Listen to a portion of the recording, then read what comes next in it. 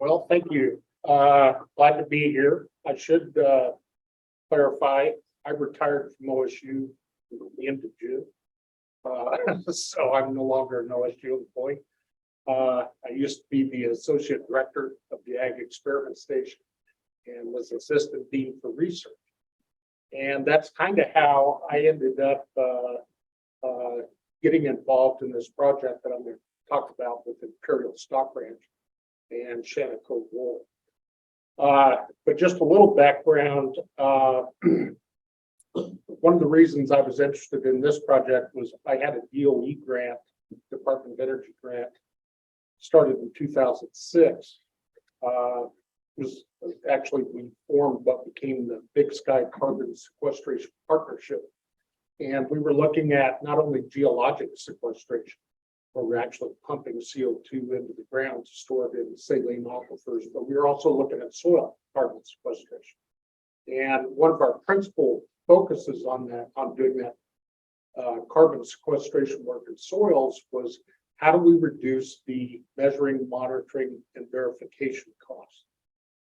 At that point in time, there was a thing called the Chicago Climate Exchange, where you could actually trade carbon credits on an open exchange. And there was a group called the National Carbon Offset Coalition, who not only aggregated carbon credits, but also then would go out and verify those credits. And one of the things that we found out through that work was that the verification costs were basically 2/3 of the money that people were getting for their carbon was going back to the verifiers.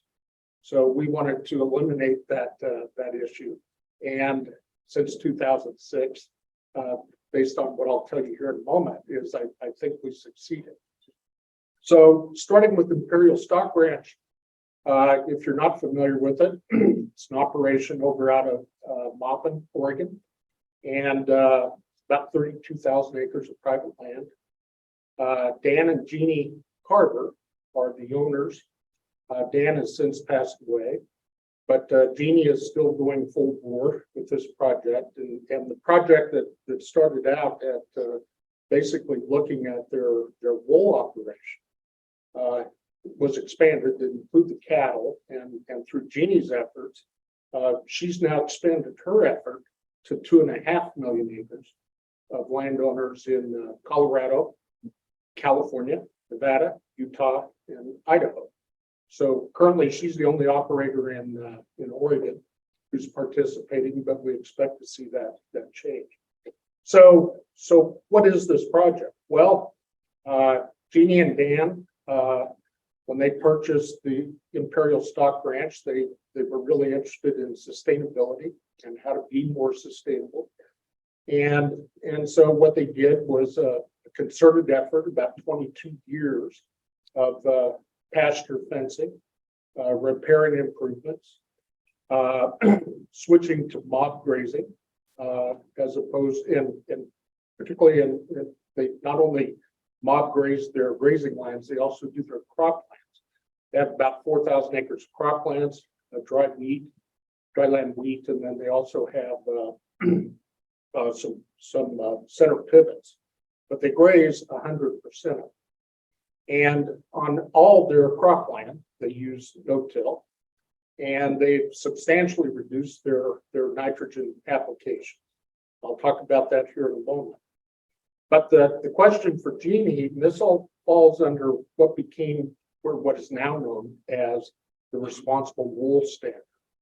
The International Textiles Group was demanding that their producers of wool come up with a more sustainable method of producing that wool.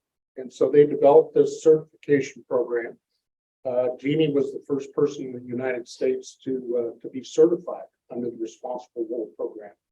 But it was looking at everything from soil health to worker health,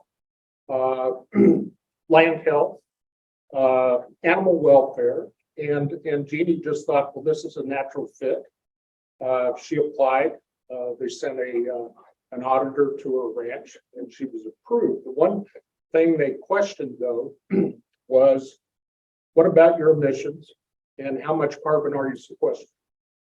So that's when they reached out to me. And so we set up a program wherein we looked at not only soil type, slope aspect, management practices, cropping practices, the size of each pasture, developed a sampling system.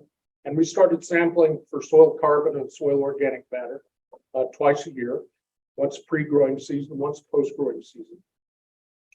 We had good bulk density data already, so we didn't need to do that. And as you can imagine, in some of those soils over in that part of the country, you can't get below 20 centimeters. You hit rock. So we had a good sampling down to 60, but we also had a lot that were only 20. And now to deal with the emissions, most of you in this room have, if you're not already using it, you've heard of Comet Farm, which is a program now hosted by NRCS that allows you. It really did not work that well for Genie, even though we use it, because Comet is forward-looking.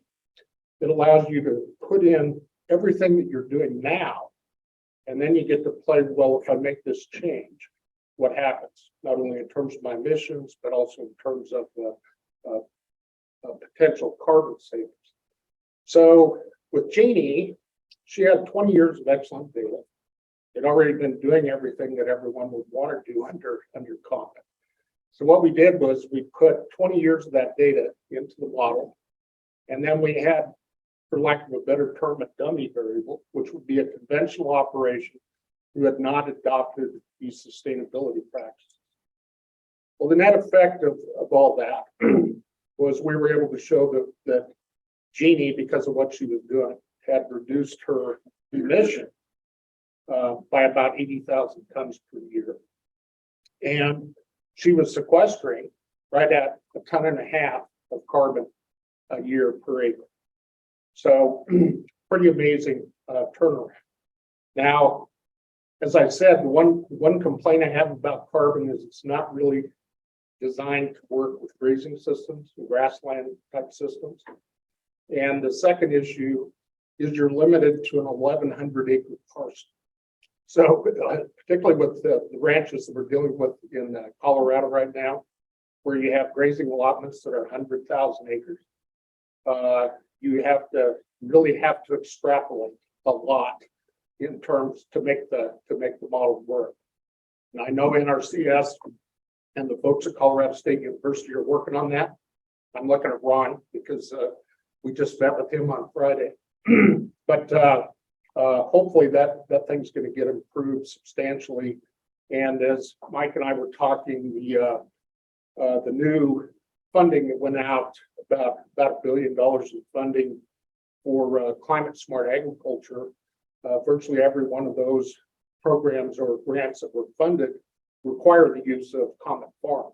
And so we should see some much needed improvements in that model going forward. Now, so what's the point of doing this? Well, as Bruce mentioned, right now there's a really rapidly growing carbon market out there. All right. The things, people like Indigo Ag, Agoro, Noir, grassland carbon, there's all kinds of. And to get back to the MMD, they're actually not all that rigorous in terms of what it is that you're required to do to quantify your carbon credits. I think Mike mentioned, yeah, we could put CO2 flux chambers out there, eddy covariance towers. We could look at, get a rain event, how much CO2 goes off, all those kinds of things. But the reality is I think these, with the voluntary markets in particular, is that they recognize that if they put that much of a burden on the producer in terms of verification costs, people simply won't sign up. And that's what we found with our work with the Big Sky Carbon Sequestration Partnership was under the verification requirements for the Chicago Climate Exchange, until a landowner could get $150 a ton for their CO2, they wouldn't sign up. Okay, so right now we're looking at, just to give you an idea, market right now is about $16.50 a ton, and expected to go up. Most of those come with a 10% sign-up bonus, and then they withhold 20% of what they would normally pay you as a risk, basically collateral. So at the end of 10 years, you know how much carbon you've sequestered. They don't pay you the full 100% until that 10th year. They don't want you to convert from no-till to full-till, or change your grazing practices in the middle of the contract, and then change the carbon potential of the soil. One other thing I'll mention is the most of the models that are out there for verification purposes have been derived from the Kyoto Protocol, and so they tend to be very Eurocentric. So they've looked at your operation or the producers that you're working with, their operations, like it was in Europe. All right. Well, we're not that way. We're very big, very diverse. You know, Oregon's got 226 different crops just here alone. So imagine across the United States. They work great on soybean corn rotation for verification, but when you get to this part of the world, they simply don't work. And I'll give you a classic example. The model that's in use right now, the most popular one, is actually funded by Vera, which is an organization out of Europe, and they do not count standing biomass, all right, as part of the sequestered carbon. Now, if you think about Western rangelands and be dominated by things like sagebrush, that's a lot of carbon that's left standing out there, and long permanent carbon. Same thing with juniper. Even if you cut it down to improve the rangelands, that dead juniper tree is stored carbon. Eventually, it's going to become part of the soil. So they also don't allow interseeding. Gets back to what Taylor was talking about with cover crops. What they're afraid of is people planting things like pennycress or some other crop that can actually be harvested as a cover crop under the guise of it's a cover crop, but it's also a legume. So it's adding nitrogen to the soil, which increases the carbon, and they simply don't like that. Okay. So now there are other models out there slowly being adopted. One of those is Grassland Carbon's model from Regen, which does count standing biomass. For example, on Jeannie's Shaniko wool operation and all the other growers that she's got signed up, we do clip at every soil site, and we take biomass samples because we're interested in how much of that standing biomass is left after they've grazed that pasture, because we know using mock grazing, a lot of that is going to end up in the soil. And so we also want to know stubble height for things like sage grouse and some of the other species of concern. So we go ahead and measure that, even though current models say, yeah, it doesn't matter. Like I say, hopefully from pressure like you guys, when you're talking to producers and they get interested in these programs, and they're talking to Agoro or they're talking to Indigo Ag or whomever it happens to be, they can simply raise that question and say, why are you not counting this? I work with my NRCS partners, my conservation district partners. We used to spray sagebrush. Now we don't. We've done all these things to encourage, more natural landscapes. And now you're going to tell me that I'm going to get penalized because you're not going to count standing biomass. So I hope you guys take that message home.